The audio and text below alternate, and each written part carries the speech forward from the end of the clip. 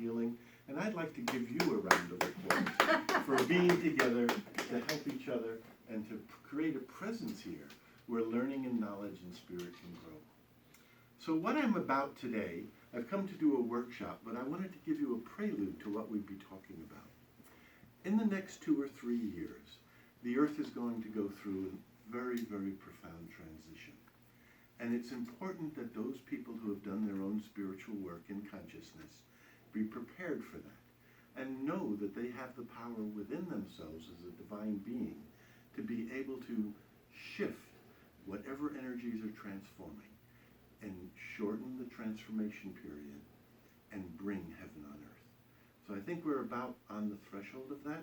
This afternoon's program will talk in depth about why that belief is in me and what we have as a responsibility as a spiritual community to do to make that transition as effortless and as speedy as possible. So I invite you to join me then. But why are we talking about that? Because we've heard about miracles all of our life. We've studied about them. Most of you probably have some familiarity with Christianity and the miracles that Christ performed. Other religions have Moses who performed miracles and other spiritual leaders from the Far East. But in our own lives, somehow we have synchronistic events. We can call them miracles, but do they happen at will? Can we actually perform them when we want to perform them? Or are they just something that occurs occasionally? So that's been my lifetime research. I wanted to understand, where does the human being, where does the individual that Christ said, these and greater things will you do, where does that person get empowered to do them? How do we develop enough of our own spirituality to be able to say to nature, this is my will and I want it done? With authority. Like you go home and you put your key in your lock and you turn it, you don't expect the door to stay locked.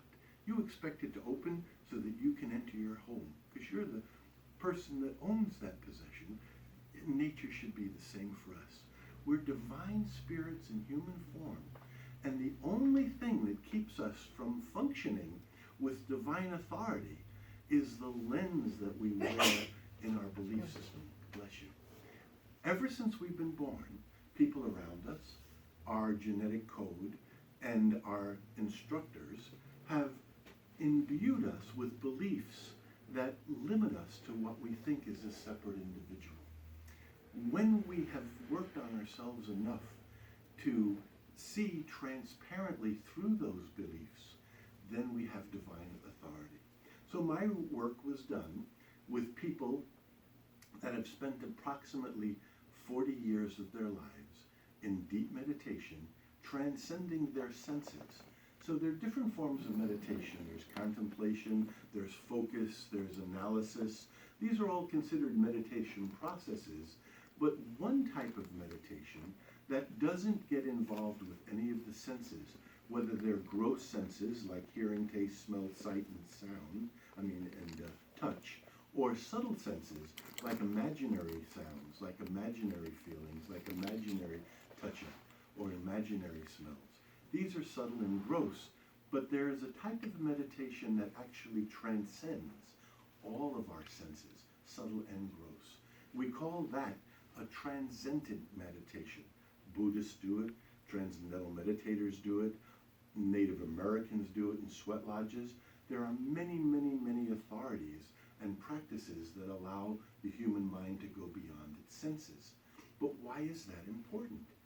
Why is going beyond sense important? Our senses are always associated with a separate individual. Who's having the sense? The you are. You are meaning the individual who's experiencing the experience as having the sense. So that binds us to our personal separate self. But when we go beyond our senses, what are we connected with? Infinity. We experience our infinite self. And who greater to be your teacher than the infinity of time and space itself? So when we immerse ourselves in boundless awareness without senses limiting us, then we have the divine omnipresent itself, culturing our nervous system. And what I discovered through my research was that people who have spent larger periods of time doing that experience more frequent, more meaningful, and more timely experiences of miracles. So what do I mean by an experience of miracle? Let me give you one example that I think is quite profound.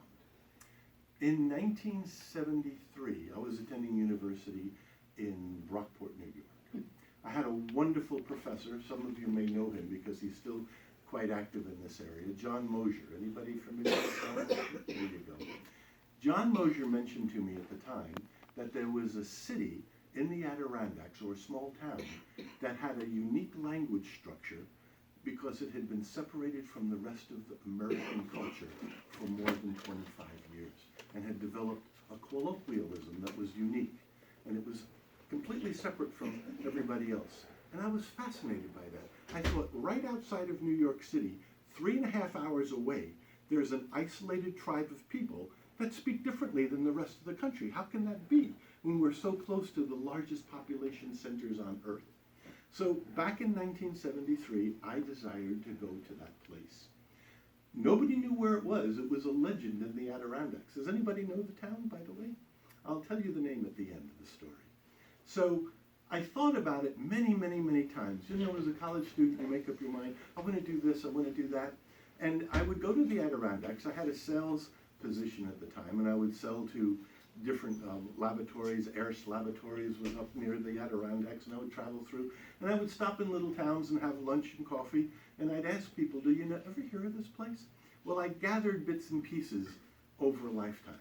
Some people said, oh, it used to be on a railroad track that was discontinued by New York State because they closed the mine.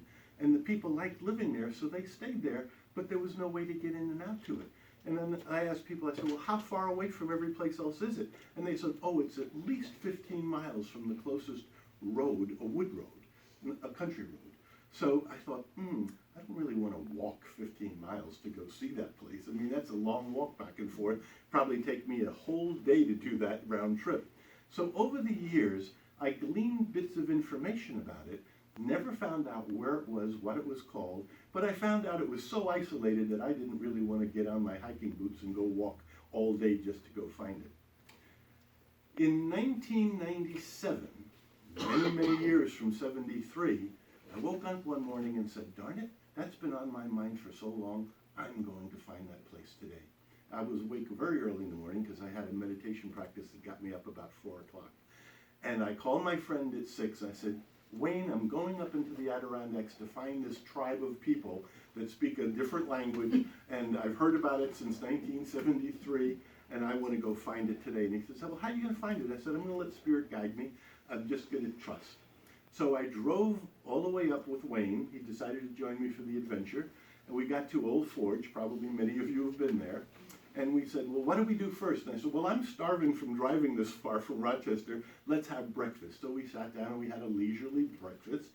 And then he said, well, what's your first approach?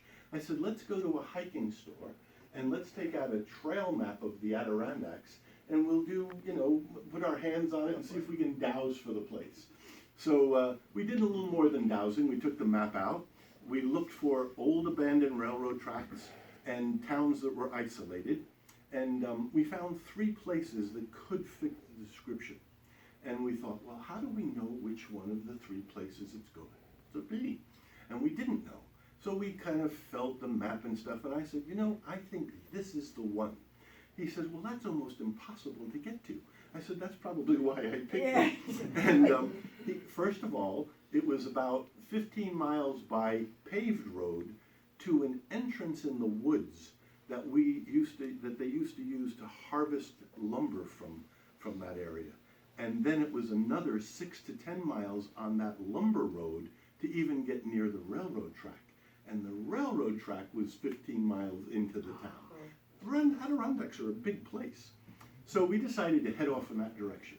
We drove to the entrance to the lumber road, and from the roadside, it looked like it was impossible to get into, because the trees had grown up. The lumber road had been abandoned maybe for 60 years, 50 years.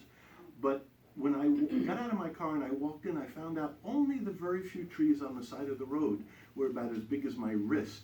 All the rest, once you got under the cover of the forest, were very small, maybe the size of 2 fingers where they had grown up through the pale. So I said, I had a 4Runner at the time, a Toyota 4Runner, which is 4-wheel drive, a high vehicle, and we pushed our way into the woods and got into behind the canopy, and we drove in. Well, we drove, now we can only do about less than 4 or 5 miles an hour, because it was so trees and bumps, and my friend starts laughing, what are we doing? We're in the middle of no place. We drove for about I was going to say at least 45 minutes. And lo and behold, in front of us, there's a pickup truck driving on the same path that day in the middle of the woods, in the middle of an old logging road. And I said, Wayne, this is like an impossible dream. This is like having a hilarious nightmare. And so we followed the pickup truck very slowly. And then about a half an hour later, the pickup truck stops, the driver gets out, and he takes a road cone out of the back of the truck and puts it in front of our vehicle. And it's like, can you believe we're an hour and a half off the main road in the middle of the woods, and the guy puts a road cone in front of our vehicle? So I'm like, what is going on here? Then he pulls ahead, so we're stopped, and we started laughing and screaming. We were like 2 children that had got the giggles. And he pulled ahead, and he started backing his vehicle back and forth, and he sort of lined it up across the road that we were on, and then he stopped it, and he went behind the tailgate, and he started cranking. And from underneath the fenders, railroad car wheels came down and lifted the body of the truck and the tires up into the air, and he was on a railroad track. Then he walked back and he got the road cone and he got back in his truck and he drove away. Well, we were laughing so hard, and I said, Wayne, he's going where we want to go, and we missed the ride. So we're screaming and laughing, but I continued along the lumber road, only for about a half a mile. It came into a big clearing, and we drove to the end of the clearing, and I pulled down, and we were still laughing because it seemed so absurd that you could run into a traffic jam in the middle of no place. And so, bless you. And so as we're sitting there laughing, we see from far right, the railroad tracks were actually going through the backside of the field, and the truck was approaching very slowly. So we jumped out and we waved it down and we said, hey, we're on an adventure today. We're trying to find this isolated town.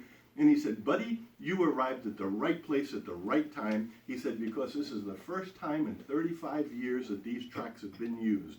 I got permission from New York State to use this truck today. And he said, if you'd like, I'll give you a ride in there. So we got in the back of this truck. Now, Jay, you'll appreciate this. This truck was so old, had no fenders, and half of the doors were missing. It had a back seat, but you could see out the sides on both sides. And he starts going about 4 or 5 miles an hour. And I said, why are we going so slow? He said, well, these tracks haven't been used or repaired in decades. And he said, I'm in touch with each tower. And every time we pass a mile mark, I have to call into New York State Railroad Transportation Authority and let them know that I made safe passage. Well, we did an hour and a half ride on these tracks because it was like just a couple of miles an hour. We had 15 miles to go.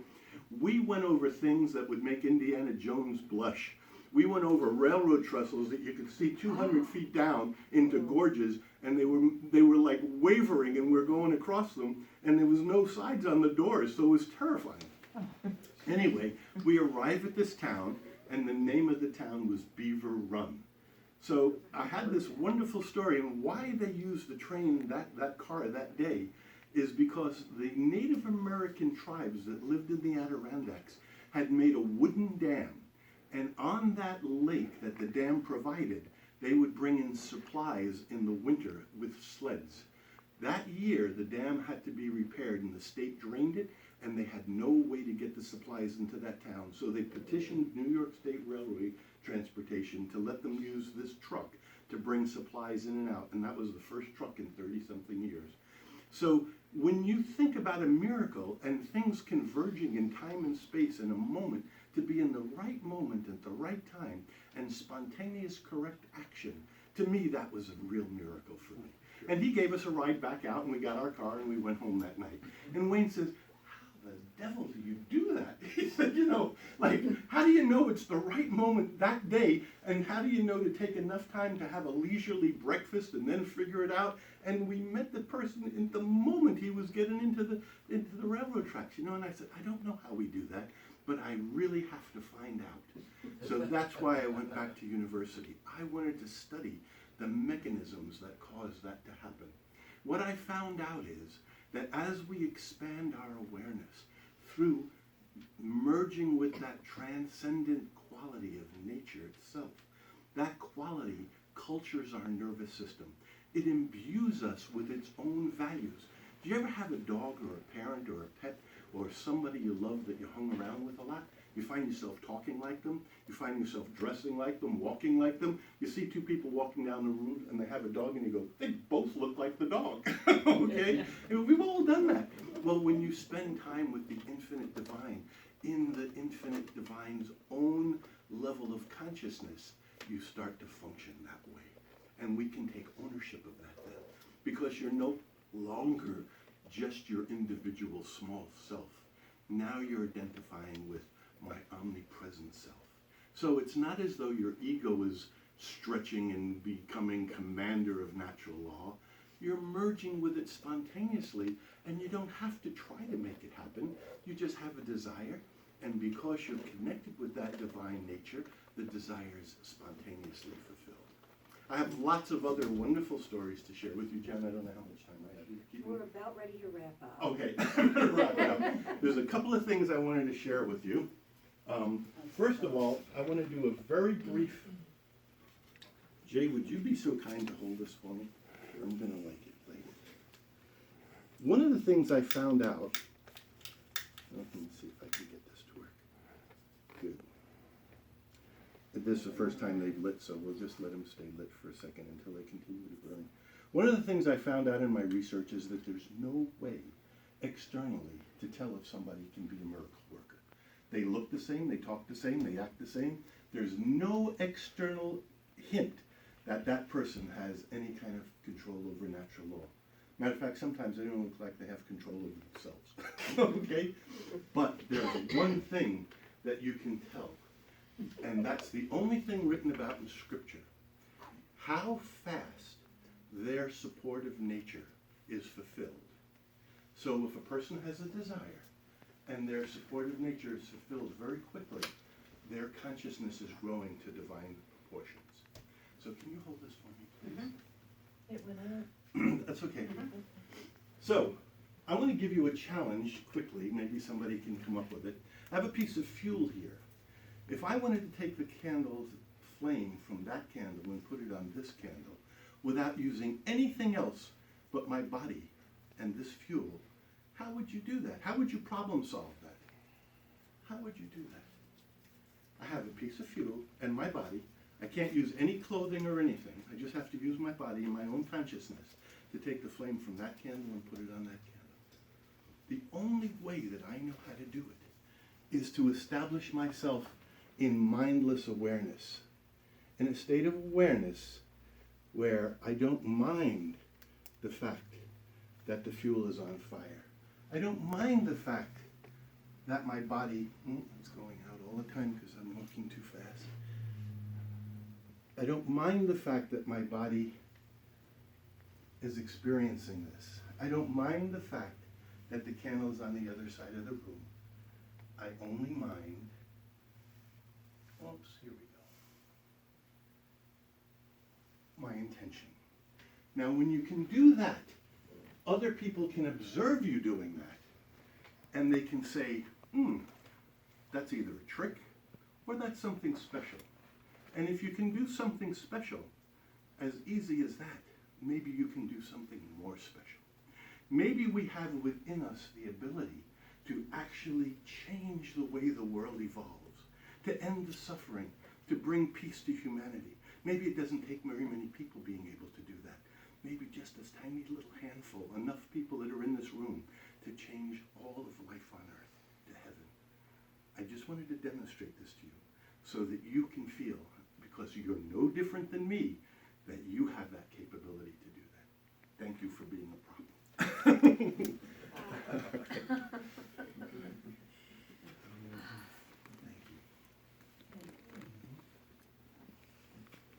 So one other thing, because some of you may not be here, in order to stabilize, now like you, Jan, I hate people that proselytize and sell things, but this is an herbal supplement of about 75 herbs. And it comes in a dry aspect and a paste. During the program this afternoon, if you say you can taste it, herbs are not just herbs, they're intelligent parts of nature. They talk to this intelligent part of nature. And they allow this part that has not been trained by our culture in any way to hold that divine awareness in a permanent state. They allow that part to function like that. At least that's my belief. And so taking a supplement that nurtures your nervous system so that it can support higher states of consciousness is, in my opinion, a very valuable thing to consider. So just showing you that, and we can share a little later. So thank you for your time. I hope I've been some kind of an inspiration, and I look forward to those of you who take the course this afternoon to even go further and further into what we're talking about. Thank you. Thank you so much. Oh, I'm sorry. And thank you, Teresa.